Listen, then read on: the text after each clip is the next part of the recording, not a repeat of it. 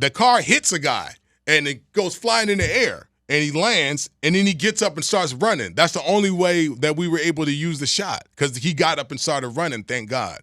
But if you look at that video again, there's a cop car that spins in and hits a guy, and he's flying in the air. Hey, man, but you rapping, and when do you know this happened behind you? When I watched the video back. Big Boy's Neighborhood. All righty now, beautiful day in the neighborhood, ladies and gentlemen. My partner, Xzibit. Welcome back to the neighborhood, man. What up? What up, big? Hey, man, as soon as I say Xzibit, you lose, you go. And then when I talk to Xzibit, I go, yeah, Xzibit. X, do you get tired of that? No. Oh, okay. Yes. All right. It feels like tradition. Yeah, man. Thank you, brother. Yeah, good, the interview is blessed when you have that kind of sequence of events happen. Yeah, man. And many a times. Absolutely. You know what I'm saying? Yeah. Hey, X, when did you know that your voice was like that? Was it like from a were you baby? like, Mommy. Yeah, exactly. From a child. I'm going on the block. Yeah. I could drink a whole milk. Yeah. You know? But that's crazy, man, because you got one of those voices, X, for decades that as soon as we hear it, boom, that's Xzibit. Yes. And even with Kingmaker and the pieces that you gave us so far. Yes. You know what I'm saying? Just off the singles that were dropped. Like, your voice is still your instrument. Absolutely. You know what I'm saying? Yeah. How excited are you for what's coming up? First off, I got to say congratulations to you. Thank man. you. Thank you. Yeah, man. Thank you. Yeah. It's wild because after, so many years in the game, to still have this love and still want to be in a position where you want to create. And then shout out to Conor McGregor. Yes. At one point, man, you got to be a Conor McGregor fan just for the art that he was doing. Right. Love him or hate him. I think that, in a scheme of things where we have the record business and nobody knows where it's going or what it's done to this point, or especially artists that are in our, graduating class. There's no specific route. Back in the day, it used to be like you go here, here, here, and your record is out. Now it's so many different avenues to reach your fans. So for me, I didn't want to go and do the regular stuff that the kids or the younger artists are doing.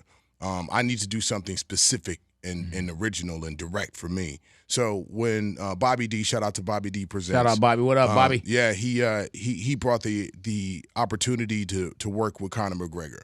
And I was skeptical because I was like, what does he know about the music business? And so, but what I did do is... That's good, too, though, that he don't know nothing, or too much, or jaded. I sat down, I went out to Marbella, Spain, and we had to sit down, and I went to Ireland and sat down with his group. And what he's done is he brought out, like, record executives that were specific to each department, hired them on as the label employees, and really put people in place that knew what they were doing but not jaded by the business. And so I felt like what I need is to shoot over people's heads and shoot over the mess and get over the noise. Yeah. There's just like drinking from a fire hose, all the music that comes out now. So how do I stand out from that? I just need to, first of all, I can't chase a sound. I just need to do what I'm doing really well. And that's where Kingmaker landed, and I felt very safe putting this project that I'm really, really proud of in the hands of Greenback Records. Really, though. Hey, man, and that's one of those things where when I first heard that you had signed over there, because, X, you're in a position as well, man, where, you're a business. You know what I'm saying? Yeah. And you've been in the business long enough that you know exactly what you want to, because you paid a lot of tuition into the School of Experience. Correct. You know what I'm saying? Right. So I wouldn't think that you would just go do something that wasn't beneficial and wasn't right for you, especially where we are in our careers. Right. And here's the deal. It's not a signing in the word of back in the day, you sign a record contract and, the label's the label. It's more of a partnership. And the partnership has been like nothing I've ever experienced in the record business. We not to get into too much detail, but basically everything is down the middle, 50-50 from $1. And I think it's really dope that, they're willing to. He ain't looking for no radio, no podcast deals? Nah, he don't want to be on the records. No, I'm talking about for me, you know what I'm saying? I'm over there at Greenback Podcast, you know what I'm saying? Yeah, doing what we do. But I mean, their business model is solid. You know, we definitely landed a really good in a really good place, and I feel like this is going to empower me to do the music I love to do and be in a situation that I've never been in before. And I feel like, you know, this record speaks volumes. 2012 was the last time I put out a record, and Napalm was that record. Wait, so explain that to me, X, because I've heard you say that it's been since 2012. Right. But I've been hearing music. Right. So explain what Napalm and what have I been hearing? Yeah. So Napalm was the last complete album. And then during that, in between times, I've been doing like the serial killer stuff with Be Real. Right. And releasing those kind of projects. I've been doing a lot of features and stuff. But as far as a full body of work from Xzibit to add to the catalog, this is that. This 13 is that time. years? Yeah, exactly. Did you miss? Because you still been around it. Yeah. You know what I'm saying? But were there moments too, X, when you were done with all this too? Like, No, I love hip hop. Yeah, right. I'm never going. I will always be involved in hip hop. Yeah. In some shape, but there's a form, difference fashion. between the music and the music business. Correct. Right. And I felt like I didn't have anything to say. I didn't have what I wanted to say, and what I mean, I could make a whole bunch of records, you know, boom bap and gun slapping, you know what I'm saying, like punchlines, all this stuff. That's good, but I think that where I am mentally, emotionally, physically, I feel like it's important for me, and in comparison to observe what's happening to hip hop. There's a lot of fluff. There's a lot of following. There's a lot of, you know, mindless music. And there's room for that. You know, there is room for that. And not to take anything away from those type of artists, but I feel like I need to say something that is substantial, something that has substance, something that has some energy to it, and something that makes me feel like, okay, I'm putting something here that doesn't exist. Hey, man, do you feel like things are coming back around now? Absolutely. Yeah, because I've had this conversation with others, man, where, you know, and no disrespect, but it started getting real goofy. And people were letting you know that it was goofy. People were letting you know that they didn't care about hip hop. Right. You know, and like I was said before, people were urinating on their plaques. And you know what I'm saying? I've only been rapping for, you know, such and such months. Yeah. You know, it sounds like it. Yeah. You know what I'm saying? But then the audience, you're like, okay. And there's a place for that too. Right. But yeah, it seemed like it's coming. And I hate to always, it's coming full circle. But I feel that there's a different kind of momentum that's going down. I think everything moves in cycles. I think every 10 years there's the new changing of the guard. Kendrick is to be applauded with the energy he brought to the city with the pop art concert. Yeah, man. That was the match, right? You know, I'm not even talking about the Drake Kendrick beef. That's their business. I have no dog in that fight.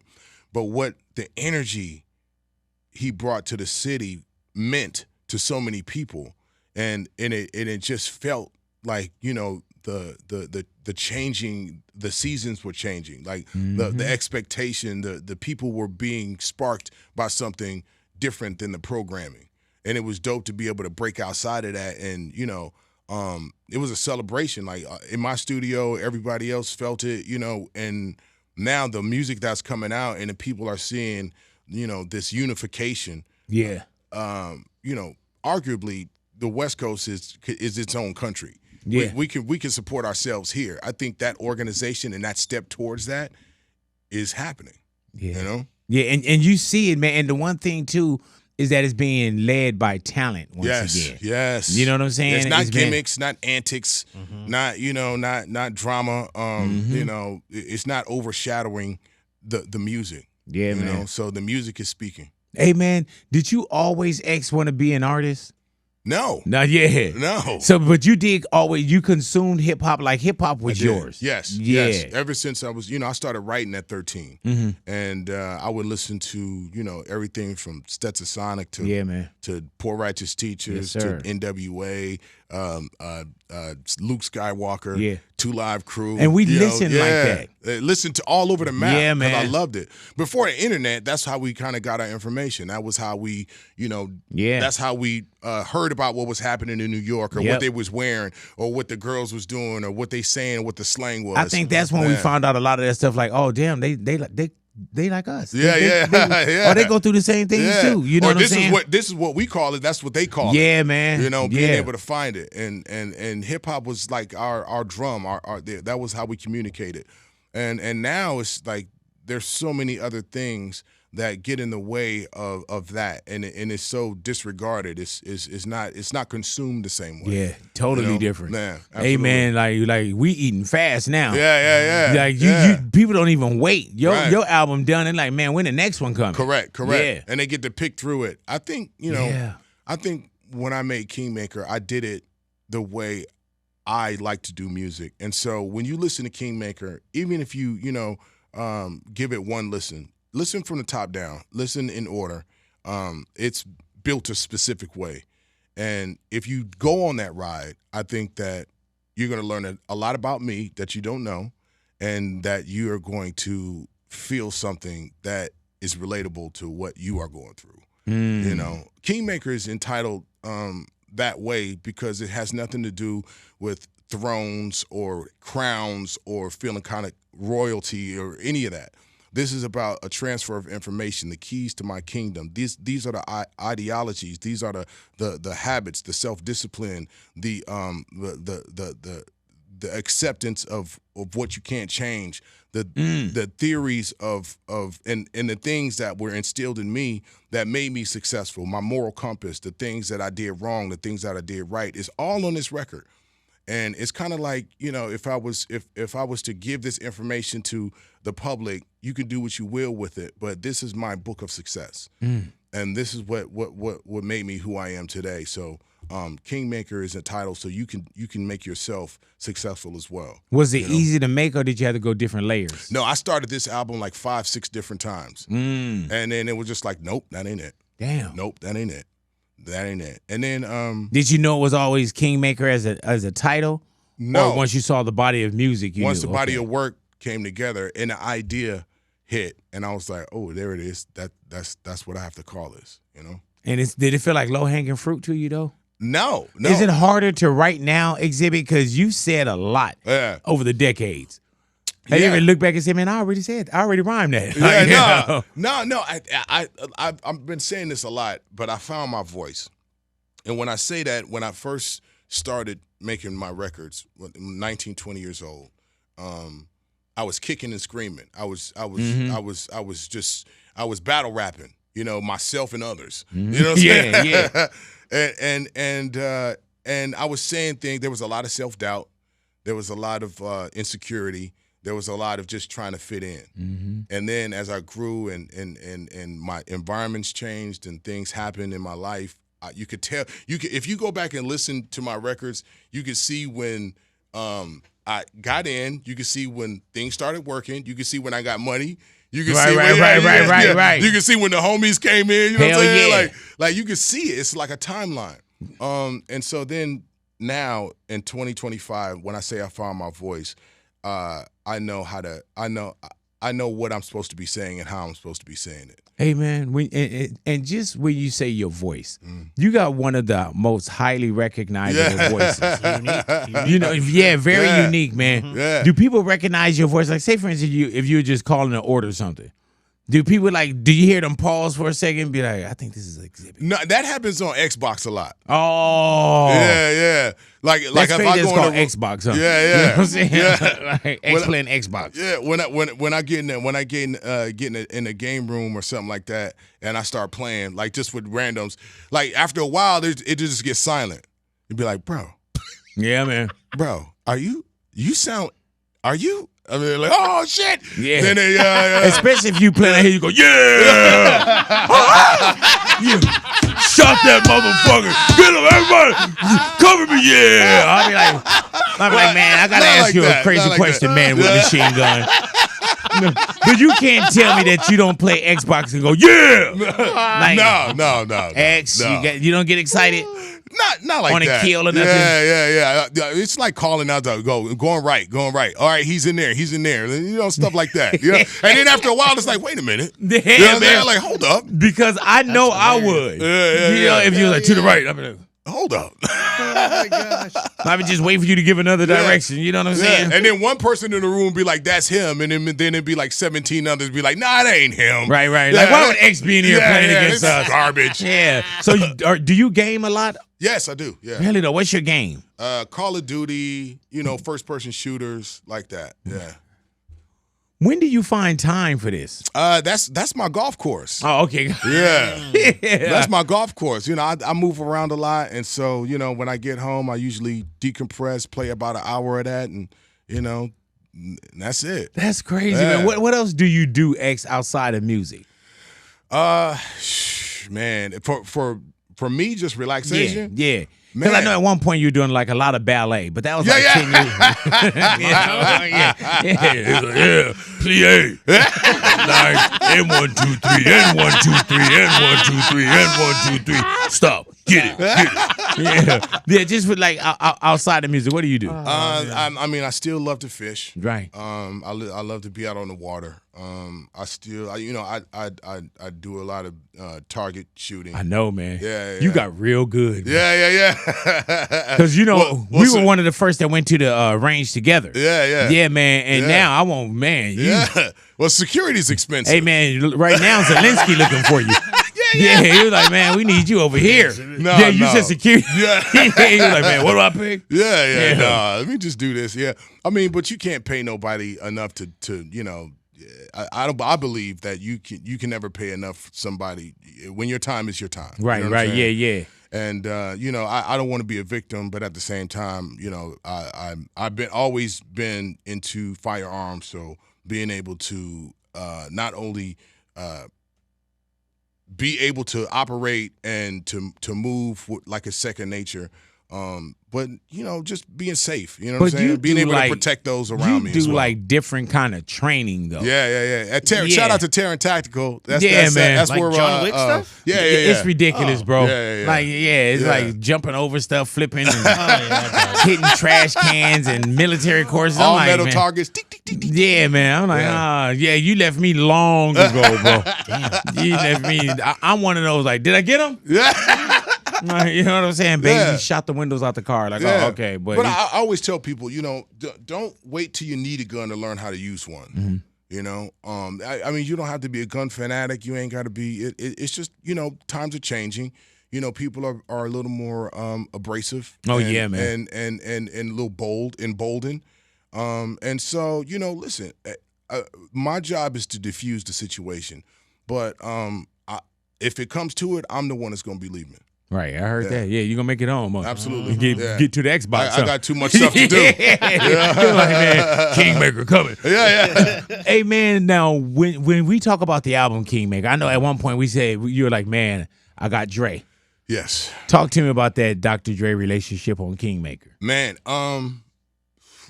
okay, so first of all, shout out to Dr. Dre. I wouldn't even want to work with him again. Yeah. He what? And the reason why, because even when how you said, man, he kept telling you, I've been this way. You know what I'm saying? Like, you was like, man, he had me do that like 400 or 500 times. I'd be like, man, I ain't getting this dude back on that. Nah, man, it was really dope to be able to be in that room. Mm-hmm. And so, and when this record was coming together, it was always like in my mind, like, who do I want on their legacy artists? And there's a balance on Kingmaker. There's legacy artists, people I've worked with before, and then there's also new cats that I feel are going to be impressive in the years to come. And so working with Dre was kind of like it's actually the last song we did for the record. And it's a song called Leave Me Alone with me, Dr. Dre, and Ty Dolla $ign. Jesus Christ. And Swiss Beats produced it. And it just really came together. It was like what does that signature. mean when you say you, Dr. Dre, Ty Dolla $ign, but Swiss Beats produced it? Correct. Okay, so what does that mean with Dre being on there? Dre's an artist? Yeah, he did co-production. They worked on the track together. So it was like it's one of them ones. So I was really excited. I was like, wow, this is push. You know what I'm saying? Did Dre have to listen to anything else first? before, but Dre already, there got to be a trust in you because you and Dre got such a great relationship anyway. Listen, I mean, it's you can't make Dr. Dre do nothing he don't want to do. Ooh, not at all, brother. Not at all. Trust me, I've tried. You know, yeah.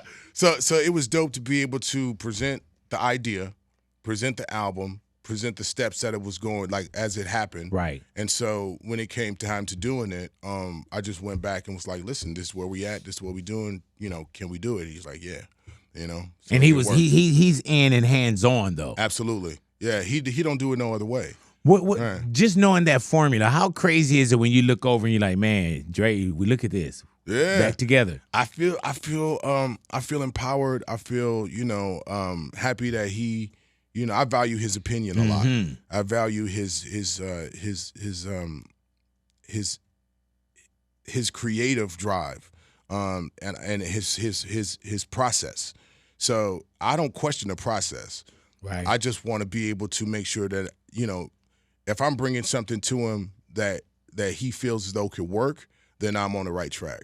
Right. And I still trust that process. You know, there's a lot of great producers out there, but to me, he's our Quincy Jones. He's our chairman of the board, and to have a friendship with him outside of the professional side of things, and trusting what his direction is, especially the way he sees it. You know, we were going over my album cover, and you know, there was quite a transformation from the time I came up with the album until now. And he says, yeah, man, you got to fix that suit. I was like, what do you mean? It was like, man, he's like, yeah, man, yeah, you look like the Burger King maker. You know what I'm saying? Oh, man, see? And Dre would say some shit like that. And it was early. Like, right. he get up early doing that. Damn, because you've lost weight. Yeah, absolutely. Too. Yeah. And we were talking about that too, man. You say at your biggest X, or at one point you got to 200. Yeah, 268. 268. Yeah. It was horrible. I was like, and y'all let me walk around here like that? Yeah, man. We didn't know what to say. Yeah. Like, man, hell, you let me walk around at 500 pounds. You was right there with me. This is my get back. And I was like, man, but you know, it's a trip. Like I was telling you, I was like, X, I said, man, I didn't see the 268.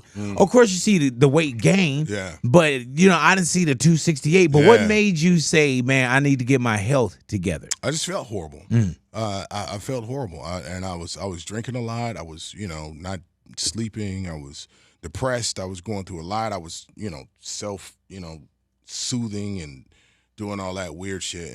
And I just looked in the mirror and was like, you know what? Let me stop and just start from one. There's a lot of things happening. There's a lot of things going on in my personal life, a lot of things happening professionally, a lot of things up in the air. And so if I'm not healthy, then none of this matters. And so I had to kind of step back, kind of just let things go wild for however it was going to happen, and just focus on what was important, which is my health. And so, you know, getting enough rest is number one. You know, staying up hours and hours and hours and letting days run into each other was not healthy. Drinking a lot, eating fast food, just not eating clean. That was important. You know what I'm saying? I wanted to do it the right way, and I just focused on that. And so once I did that, everything kind of started getting back into where it was. And plus, I was getting ready for the album. Right. It's like, you know, this is like training too. Correct. I was looking at the tour I did, you know, last year. I was just doing some spot dates, and I was looking at the pictures and the videos that was coming back. I was like, man, I'm up there looking crazy. Oh, really? You know what I'm saying? I was looking crazy. But you know what? You've always been tired, a great you know? Damn, I was going to ask you. Yeah, looking because tired. you've always been a great performer. Was it affecting your live performance? No, I was just there, I just looked like I was up there on meth. You know what I'm saying? I was like sweating there. Like we just walked out on stage. You know what I'm saying? Like why am I profusely sweating through my t-shirt? Put your X in there. What up, y'all? Like, man, but you know what's crazy, man, is that there's sometimes we think that we can afford that. Yeah. You know what I'm saying? Yeah. It's like, oh, okay, you know, your Xzibit, like, yeah, what do you want in your dressing room? Oh, I want such and such. Right. What do you know what I'm saying? Right. And night it comes after with night it. after night. And you know, it just wasn't right. And so, you know, focused on that. I'm glad I did. You know, I went from 268. Right now, I'm like 218. I'm gonna get to 200, and that's my fighting weight. You know, Go ahead now. And that's where I feel comfortable at. I mean, will you fight Conor McGregor? No, I will not. Just yeah. Man, I didn't know why you were trying to. When I say fighting weight, that's like in general, the broad stroke. People just say it. Yeah. When I do films and TV and stuff like that, that's usually where I'm at. I heard that, man. But you're on your way. I am on my way. How do you feel now? I feel great. Yeah, man. I feel great. You know, like when you start, you know, getting aches and pains in places that you never had them before, and you know, and just because, it's like, wait a minute, I just woke up. Like, man, why is this feeling like this? Now, what did I do? Yeah, but then I shut the door. Yeah, going to the gym. You know, just staying on a routine, getting stronger, and just getting back to it. You know, there's some things that you just can't change, and you know, a lot of the prison that we, you know, put ourselves in is in our mind. Mm-hmm. And once I just kind of like, okay, listen, it's going to be what it's going to be. You know, it's not going to kill me. This is going to happen. These people are going to feel this way. But really, I just need to focus on the future. My better days are ahead of me still. Yes, sir. I say the same. Yeah. Hey, man, and you stop drinking completely or drinking less? You drink when you have a reason to celebrate. Right. You know, when like a real reason. When something is accomplished, you know, not just because you woke up. You know? Right. Yeah. And there was a lot of you know, back in the day, you know, it was like that was what was promoted. You know, I'm this, I got this bottle, I got this, I'm feeling this way. Yeah. You know, and so we were conditioned to kind of do that and promote that. It was like, you know, what we smoking, what we drinking. That was the lifestyle. So what do you say now? I could drink a whole apple juice? Or what do you say? I could drink a whole green juice. Some call it the problem, but I call it hang loose. Right. So you're not changing the lyrics up on us, though. No, I just say I can tell, I can smell you still smoking. Yeah, absolutely. Yeah. I can smell you still smoking. Good Lord have mercy. No, bro. but you know, I don't want to be the same way I was when I was 20, 25. You know, like things have to change, and you know, maturity, growing up, understanding where you are, what your race is. I'm comfortable with that, right? You know, and that's where I am, man. I feel really strong. I feel really focused. I feel like this album is going to shock a lot of people, so I want to be able to present it in the best way possible. Why this album? You know what I'm saying? Ooh. Like why Ooh. Get back in the booth? Like why? Is it your last album? I don't know. I don't know. There's a lot of things and circumstances that. Would you ask a doctor this is his last surgery? Or is this your last? Because with hip hop, we always want to you know, like, is this your last? Or we retiring? Or the young, you know what I'm saying? I'm like, man, the Rolling Stones on tour right now. Right. And Mick Jagger literally just turned 113. You know what I'm saying? Up there still moving. Yeah, man. Start me up. You know what I'm saying? I think okay, to answer your question first. Thank you. This is sorry. This is about I think it's gonna shock people, and I think this album is because I'm speaking from a position of power. I'm speaking from a different place of maturity. There's different lessons in each one of these records that I've learned personally, and I'm putting it in the most entertaining way possible. But it's not just pointless raps. It's not. Right. It's not just. It's things specific to me, but it's relatable to the audience. And I think, you know, being vulnerable, being able to express myself so clearly, and being able to be happy in my skin and be confident in my skin. I don't think I've had that in my other records. I've had bright spots of that, you know, but now this is kind of like I feel from top to bottom, from the first note to the last note, it's exactly the way I want it. Were you nervous about today's climate? Not at all. And the audience and not at all. Never thought about it? Not at all. I think that, you know, yes, things have changed. The climate is different. But I believe that there's always room for the truth. Right. There's always room for people that love what we make from back then till now, or just love music. If you listen to this record, you're going to hear something that you love. I think that the kids, of course, you know, they're gonna. I think it's subgenres of hip hop now, but if you love lyrics, if you love, you know, production, if you love the creativity, punchlines, storytelling, it's there, right? Now, if you expected me to come out with, you know, a current sound, a snap, you know, drill, it's not that, you know. But yeah, the people playing yourself. Yeah, trying to do you. I always compare that to like back when we were going to clubs. You'd always see the old guy in the club doing the kid dances. You know what I'm saying? Like, what you doing in here, man? If you don't get your grandfather, come on, man, go kiss your babies, come on, man. Yeah, and plus you got to know, and we always know where we have to go and where we got to get in to fit in, and what our audience is, and whoever kind of tap into our brand is what it is. Right. You know what I'm saying? Because even at one point, man, people wasn't tapping in with the West Coast, right?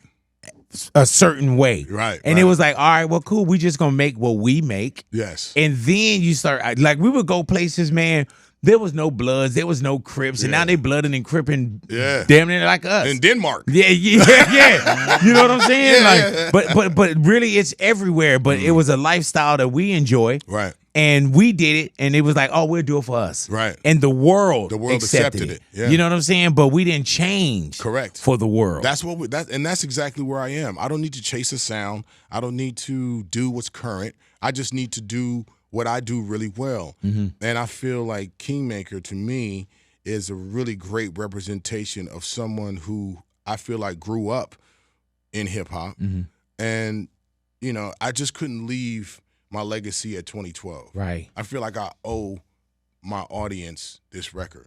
I owe the public this record.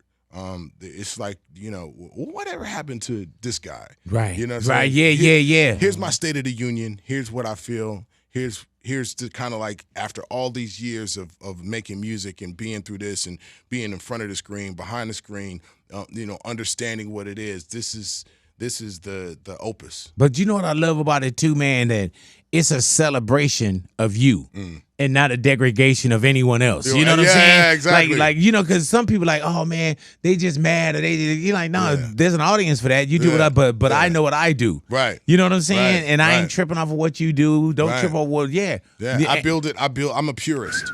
I'm a purist for hip hop, and I still love it. I would do this whether it was money involved or not. And I built this record to go out and do live. You know, I've always built my records that way, but this one is going to be like a cinematic experience when I do it live. First, I'm rocking with a live band now, and so when I do my shows, I haven't had a live band rock with me before. Damn. So now we've tailored everything to do that, and now I used to do, you know, I could do a 20, 30, 45-minute show, 60-minute show. Now I'll be rocking for like 2 hours. You know what I'm saying? Man, you're not gonna do all that band extending the songs and all that. All though. of Like, and you're gonna be gone. No, I'm not doing that. Doing wardrobe changes. Oh man, this dude over here, man. If you come out with some Mary J. Blige boots, I'm leaving. You know, I'm sorry. I just saw Mary J. Blige. She did a lot of wardrobe changes. No, I'm not doing that. Yeah, but I mean, man. but I'm doing songs that, you know, from my catalog that I haven't been able to do live. Like, oh man, like jeez. Hey, dude, will you do X and what was it? Symphony? Yeah, and Symphony X? and X. Yeah. You'll do that with a live band? Oh, yeah. Oh my God, man. Boom, boom, boom, boom, boom. Oh man, you got to see it. It's crazy. Oh man, so y'all practicing already? Damn. Yeah, no, we actually went out just to kind of, we went to Europe and did some shows just to kind of gel together, because we had rehearsed here, but we went out there to make sure it's right. And now the Kingmaker tour is now starting in April, and so as soon as the record comes out, we're going to hit the road. I think there's like 50-some dates here in the States. Jesus Christ. There's like 50-some dates in Europe. So we just going to stay out on the road, man. We doing it the old-fashioned way. I better get my pictures with you today, Straight to it. Yeah. Yeah, that's 100 dates. You didn't even even know you just said like 100 dates. Absolutely. Man, what do you think your longevity is, X? As long as I feel it in my spirit, that's how long I'm gonna be here. Right. You know But what do you think your staying power? Like, you know what I'm saying? Because like Like X, literally, you were in my apartment 30 years ago. Yeah. You know what I'm saying? Yeah. Which is crazy. Yeah. And we still together. And you know, but we here. Yeah. What do you think that is for you? It's just it's humbling. Right. You know, it just feels. I feel blessed. Mm-hmm. I feel like this is not deserved. I think this was earned, and I think this is a privilege to be here. Right.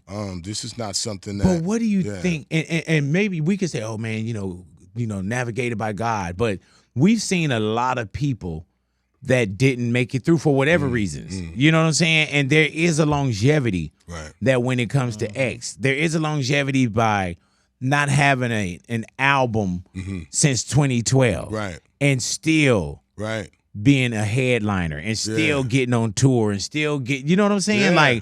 Like a lot of people don't get that, where you're still highly recognized. Yes. You know what I'm saying? Like, I think the things that I've involved myself in outside of music, like the TV shows, the movies, whatnot, that took me in another direction and gave me another audience.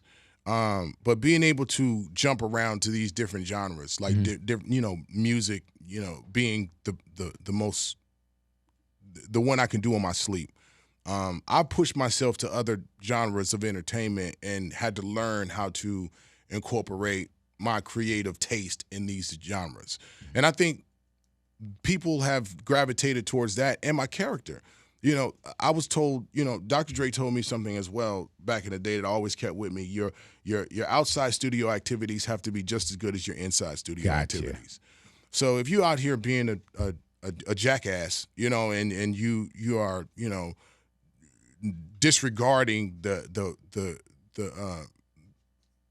well wishes and the good things that people feel towards you, and just dashing it on the rocks. I see a lot of artists do that. They crash out, and I'm not really one that seeks attention, so I think that helps a lot as well. When it's time for me to be in the spotlight, I'm there, but I don't think I'm better than people because I'm in that spotlight.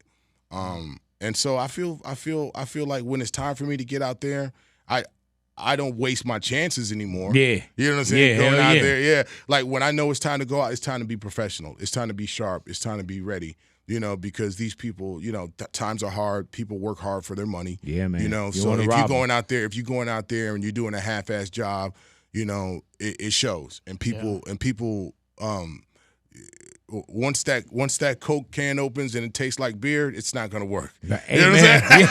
Hey man, but you've been one of those people, X, too, that people are repeat. As far as like when they come to see you, because you've given us live shows that's been amazing, and that's what people don't understand.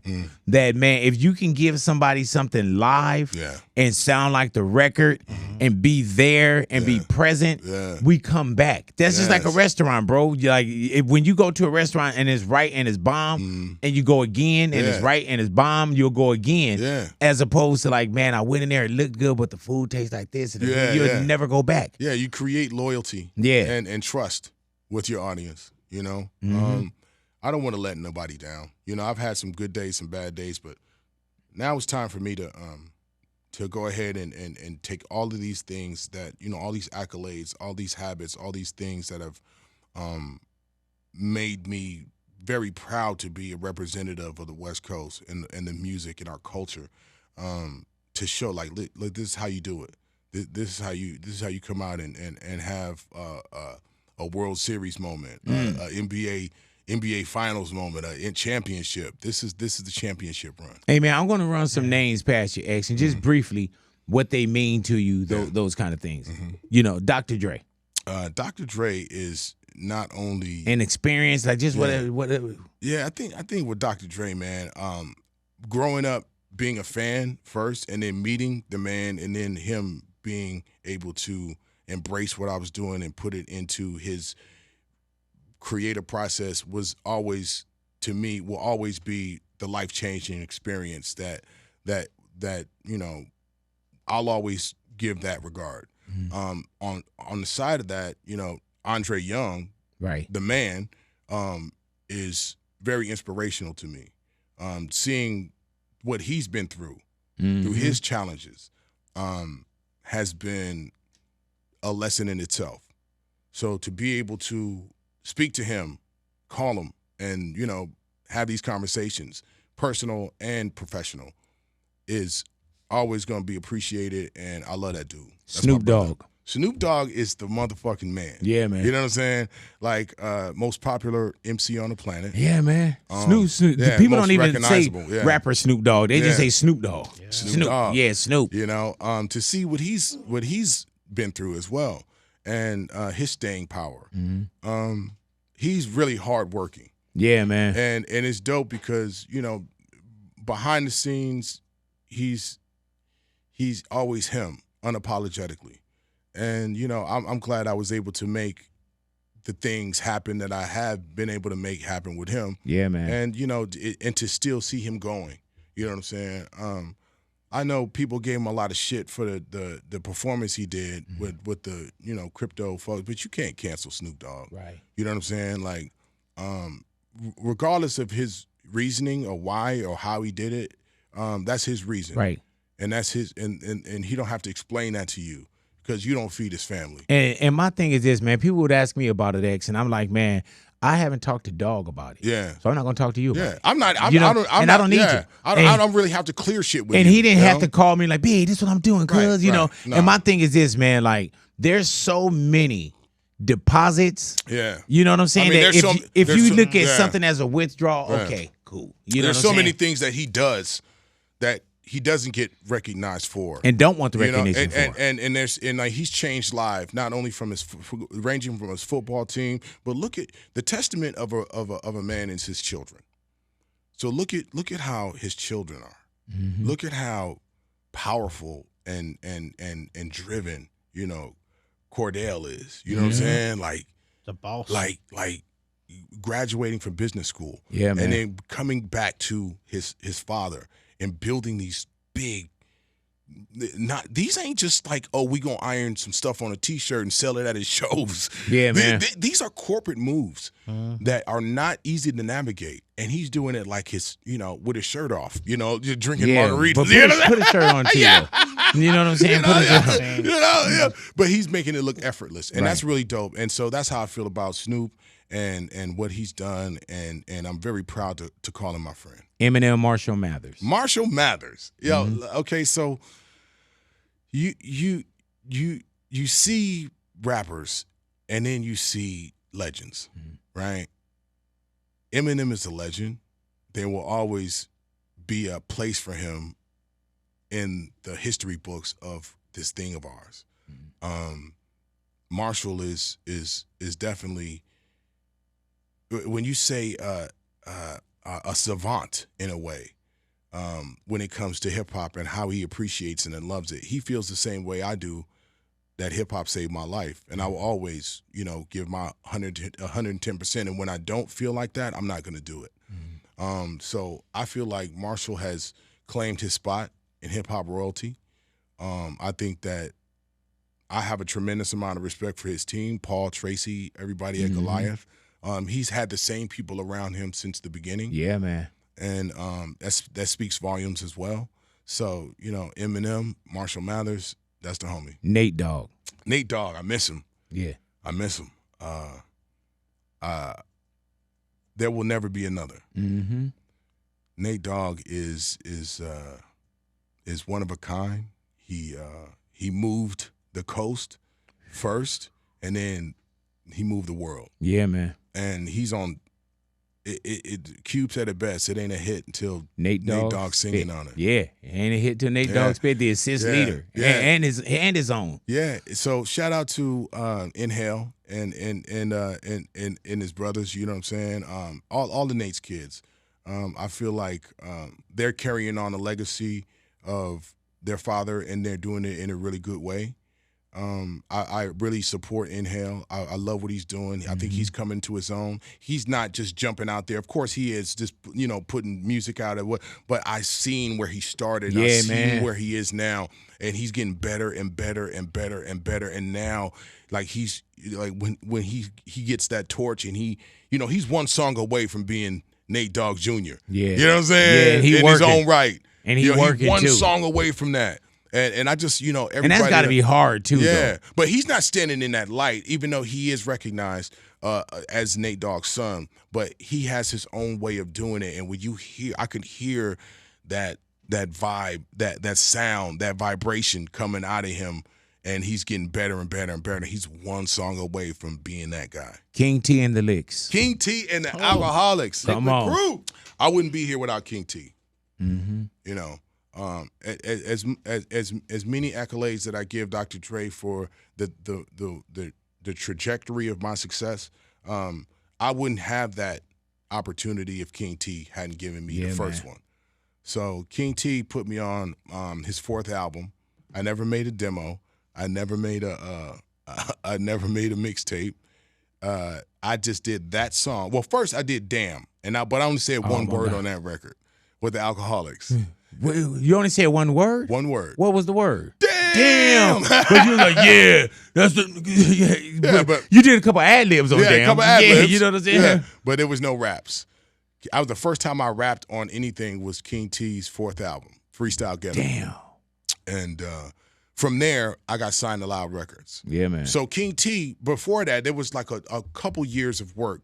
And I was working with Broadway 360, King T, a whole bunch of guys that I think, we all used to work out of this studio in Pasadena. And so when I first got there, I was fresh off the street. So all I knew how to do was battle rap. I just had a bunch of notebooks with just a bunch of long-ass raps in it. Right. No structure to no the song. structure, no nothing. I was just, battling cats, words, punchlines, whatever, threats, guns, weed, kill, weed, drink, you know what I'm saying? Like, so they were the first artists that I got around with real record label, like real, they were on a real record label. And so that's how I kind of learned. I cut my teeth there. And then once I started being around there, I got introduced to the scene. And then here is where it was a vibrant scene in Los Angeles at the time. There was cliques, there was groups, there was, Farside had the Wascals and Buckwheat, and you know what I'm saying, and Alkaholics had, us, you know what I'm saying, and Defari and then and then it was the Black Crows coming out of the Good Life, and Micah 9, you know what I'm saying, Freestyle Fellowship, yes, and in the Bay it was Souls of Mischief and Dale, and Hieroglyphics, you know what I'm saying, like yes sir, like it was a vibrant scene, and so everybody had their own sound and everybody was pushing their own agenda, and nobody knew what we were going to do. So as a solo artist, when I got with Ras and Saphir, rest in peace, Saphir. We kind of put our backs in the corner and had our own sound. At the time, it was coming out of G-Funk and the Death Row era, and we were new. We weren't selling records. We were just popular in the underground. And we would go to, battle at the Wake Up Show, and we would go to, Julio G's show and come up to Big Boy's show. And that was the way we were getting out to the world. And so when we started selling records, it was like, what do we call ourselves? Because back in the day, they used to just call us backpack rappers. Right, yeah. Backpack rappers. Damn. And so we just carved out our, we became West Coast lyricists. And so then that's when things started happening. And so, yeah, man, I feel like my journey has been very unique.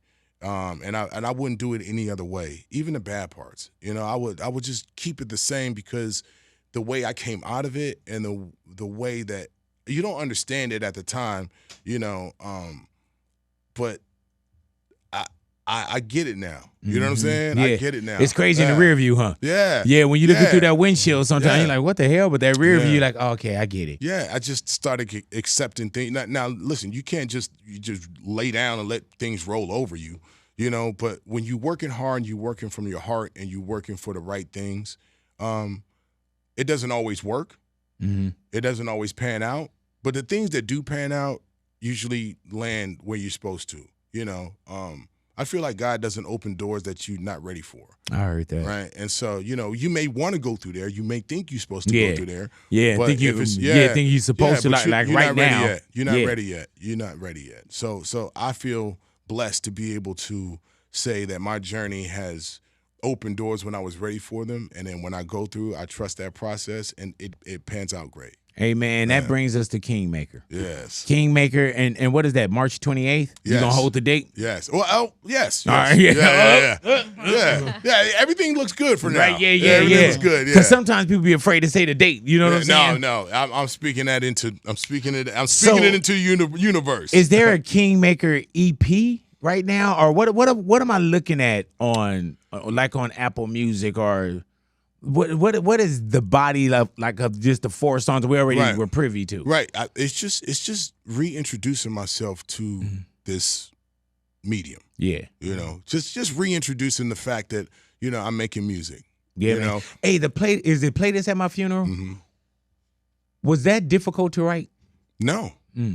No, because it's not about me dying. Right. But there's some things in there too that I'm like, damn, this is deep. Right. Right. I mean, I think the title came after the song was done, and Play This at My Funeral is different because it is all verse. Yeah, It's one long verse. It's no breaks. It's no hooks. It's no nothing. So when I started the record, I just went in like the way I write now is different. I don't write on my phone. I don't write on paper. I just stand in front of the mic, and whatever I feel is what I say. Is that new? This new. I felt like I was forcing myself into a box writing a whole verse. So now when I just go in the studio and I hear the beat, there it is, and I just stand in front of the mic till the first line coming in. I put together my suit of armor like Tony Stark's. I seen dynasties come together but never start. And then I'm thinking, niggas ain't with me right now because they ain't had a heart. They get emotional, hold grudges, and fall apart. Oh, you know what I'm saying? And I found that when you say something the first time, you never get the energy back that you said it with for the first time. That's crazy that after so many years and so many accolades and hit records that you say, okay, this is a different formula for me. Got to do it. You got to change. You got to push yourself. And so I feel like I was writing myself in a box because now when you write it down, like I still have a pen and paper there, and like if I have something if it's complex, then I'll write it out just so I can like make sure I got the words right, and then I'll say it. But I'm not gonna sit down and take an hour to write a whole rap. I just turn the beat on, turn on the mic, let's go. And and I've gotten really good at that. So. And then the music and the way the verse feels comes out a lot better because now the energy of saying it the first time, you know, when you say something in the room and it's like, oh, yeah, you know what I'm saying? But you write it down and you say it again, it's like, oh, right. You know what I'm saying? That was cool. Then by the time it's better the first time. You know what I'm saying? That's like you can't tell the same joke twice. Yeah, you know what I'm saying? And so I feel like the energy of when I find a line or something clicks, if I say it right there, then it embodies it. And the whole album's like that. What's your top 5 Xzibit records? Xzibit songs and why? It could be I like this one because of this. I like this because I like the way it moves when I perform. Right. For my first record, I like and in no particular order. Yeah, okay. For my first record, I like Paparazzi. Mm-hmm. That was the first song I ever recorded. When I first got my deal, that's the first thing I said when the lights came on. Second album, I would say.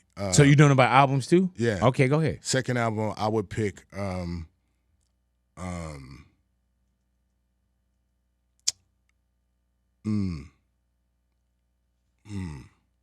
What you see is what you get.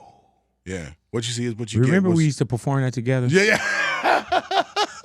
Man, what you see is what you get now. Xzibit never waited around for no kick down. Got my own shit, loud shots heard around the world. Up in bench press, arm curl, keep the structure of the tempo. To make things simple, my example to make things sense is the ripple through time. Only concerned with what is mine, divine. Never monkey shine, walking down a very thin line, holding heat, running crazy in the street. What's up? Plus the company I keep coming overtime while you oversleep. Don't want to see none of this evil I speak. from the Atlas, from the Ratas, the super actress. Y'all get clotheslined and pinned to the mattress all day, every which way. Who say you can't have your cake and eat it too? Fuck you! Oh my gosh, man, that was mine, man. Yeah. And the video, if you guys haven't seen it, Google it. Yeah, because that one way when it's like you and Trey, and you go get the milk, and it's just this people whole still chasing that video. Man, it's just it looked like a one shot of him just going to go get milk, but he has stopped. There's a car explosion. He goes and does a performance. Car crash. Like, man, that was a clever shot video. Flavor Flav wasn't even supposed to be in the video. He but just Flavor drove by. Flav to this day, he still show up though. Yeah. No, he was just driving by and saw it and hopped out and was in the video. But you know what's crazy about that? What's crazy about Flavor Flav driving by is because the line in there has Flavor Flav name in it. Yeah. Oh wow! Just a slave like Flavor Flav. You blind to the fact. Yeah. Mr. X to the Z, the Licks and King T. Yeah. He wasn't even supposed to be in the video. He was just going on, G? Yeah. It was like Flavor Flav's here. I was like, really?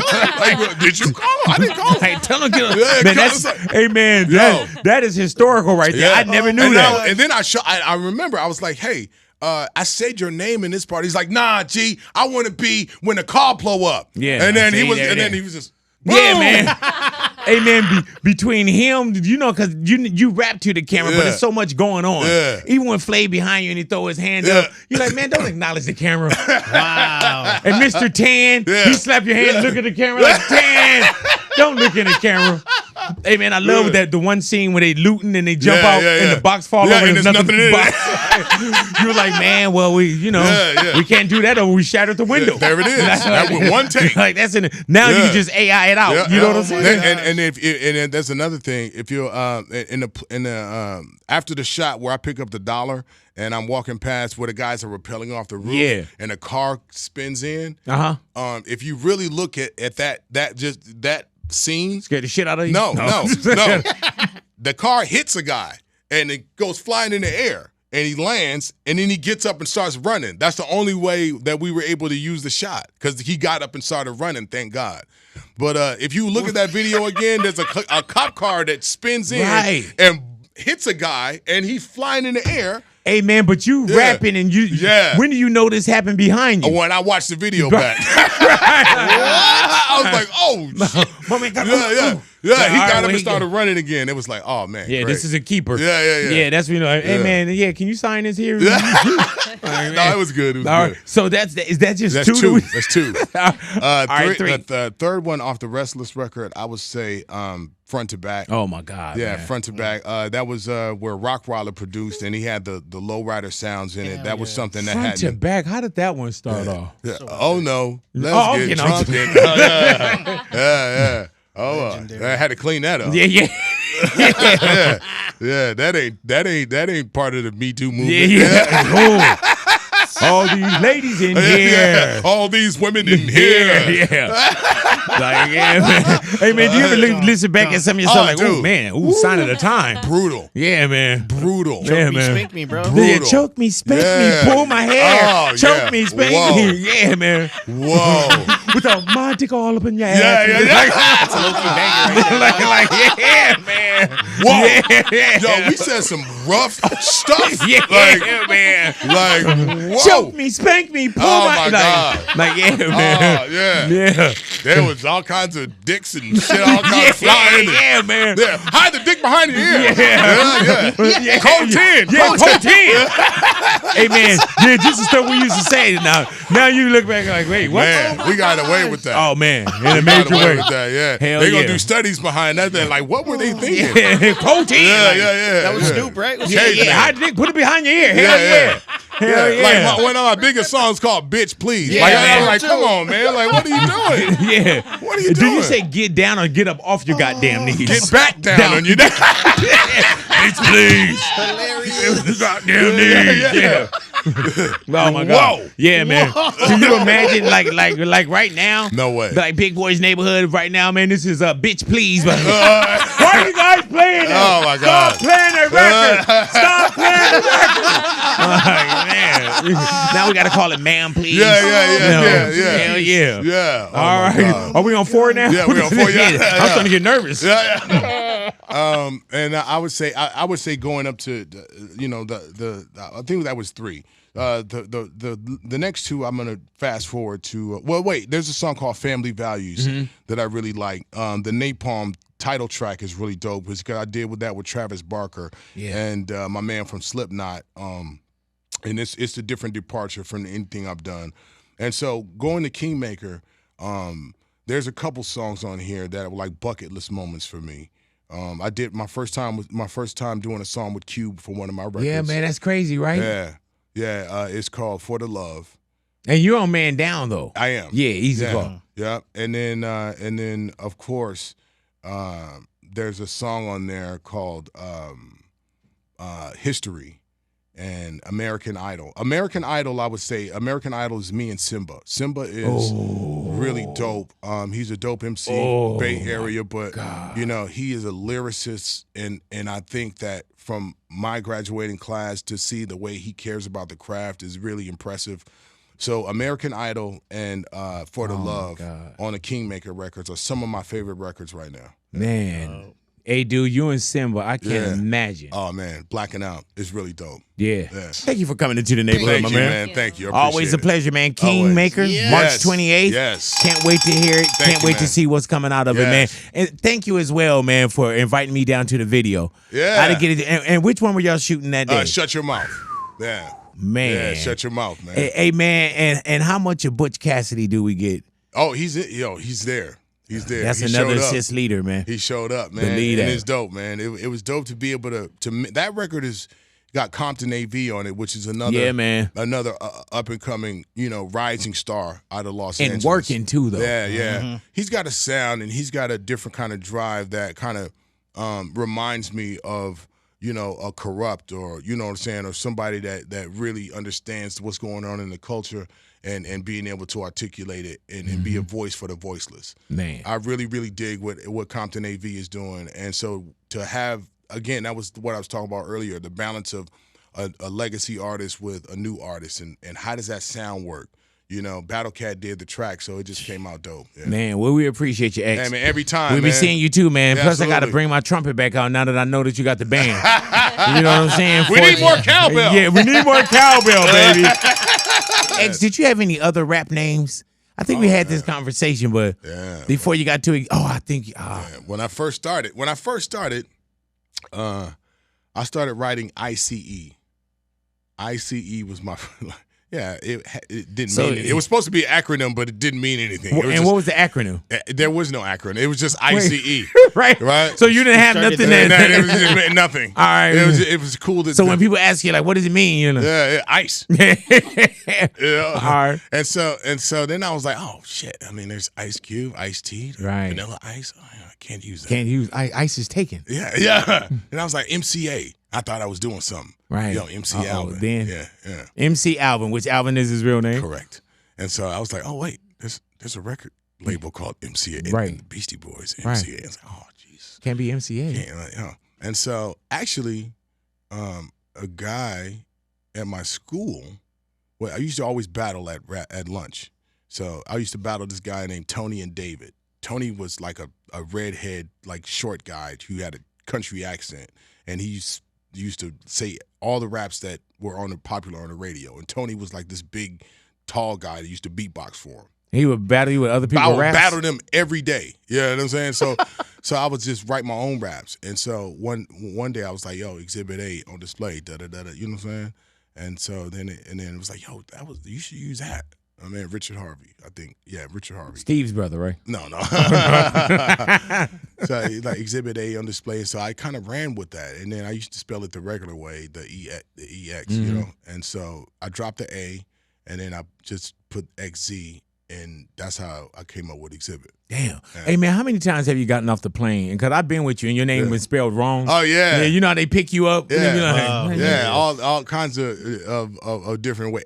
Xzibit. Yeah. XBIT, you know what I'm saying?